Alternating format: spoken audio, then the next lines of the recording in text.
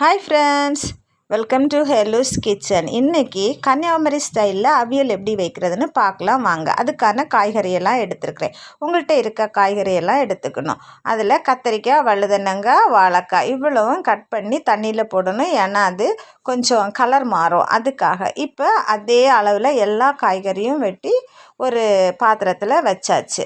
இப்போ இது அவியல் வைக்கிறதுக்கு ஏத்தாப்பில் கட் பண்ணி வச்சுருக்குறோம். இனி இதில் மசாலா சேர்க்குறதுக்காக ஒரு சின்ன மூடி தேங்காய் ஃபுல்லாக திருவி வச்சுருக்கிறேன். இந்த தேங்காயை மிக்சியில் சேர்த்தாச்சு. இதில் இனி மசாலா சேர்க்கணும். அதுக்காக அரை ஸ்பூன் மஞ்சள், அரை ஸ்பூன் பொடிச்ச ஜீரகம், இது ரெண்டையுமே சேர்த்துருக்குறேன். இந்த தேங்காயை ஒரே ஒரு சுற்றி குறைன்னு அரைச்சி எடுக்கணும். பார்த்திங்களா, இப்போ எப்படி அரைச்சி வச்சுருக்கேன். தண்ணி எதுவுமே சேர்க்க வேண்டாம், இந்த மாதிரி அரைச்சி எடுத்தால் போதும். இப்போ கடாயில் எண்ணெய் ஊற்றி கடுகு போட்டாச்சு. கடுகு பொட்டுனதும் கறிவேப்பிலை போடணும். கறிவேப்பிலை போட்டுட்டு நம்ம அரைச்சி வச்சுருக்கிற தேங்காயை அதில் சேர்த்து கொஞ்சம் கிளறணும். அது கூடவே நான் திருவி வச்சுருந்த தேங்காயில் ஒரு 4 ஸ்பூன் தனியாக எடுத்து வச்சுருந்தேன், அதையும் இதில் சேர்க்கணும். திருவு அப்படியே இருக்கிறது மாதிரி நல்லா கொஞ்சம் சூடு, அது முறுகி வர்றது மாதிரி சூடாக்கணும். கொஞ்சம் அது அந்த எண்ணெய் நைப்பு மாறினதுமே நம்ம வெட்டி வச்சுருக்கிற காயெல்லாம் அதில் சேர்த்துடலாம். ஒன்று ஒன்றா அதில் எல்லாத்தையுமே சேர்த்து கிளறணும்.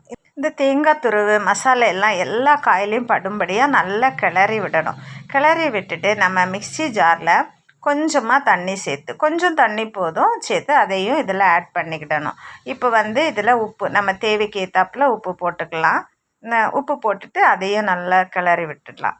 இப்போ நல்லா மிக்ஸ் ஆகிடுச்சு. இப்போ நம்ம மூடி வச்சு மூடி பாயில் பண்ண வச்சிடலாம். அது நல்லா கொதி இப்போ பாருங்கள் எப்படி வருதுன்னு சொல்லிட்டு ஆவி பறக்குது.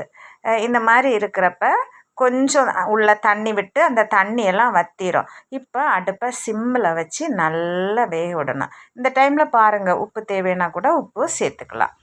இப்போ காயெல்லாம் வெந்தாச்சான்னு பார்க்கணும். தண்ணியெல்லாம் வற்றி அடிப்பொலியான ஒரு அவியல் ரெடி ஆயாச்சு. பார்க்கவே நமக்கு சாப்பிடணும் போல தான் இருக்குது. அந்த மாதிரி எம்மியான ஒரு அவியல். இது கன்னியாகுமரி ஸ்பெஷல். இந்த வீடியோ பிடிச்சிருந்தா லைக் பண்ணி ஷேர் பண்ணுங்கள். நம்மளோட சொந்தம் தொடர வீடியோவை சப்ஸ்கிரைப் பண்ணுங்கள். தேங்க்யூ, பாய்.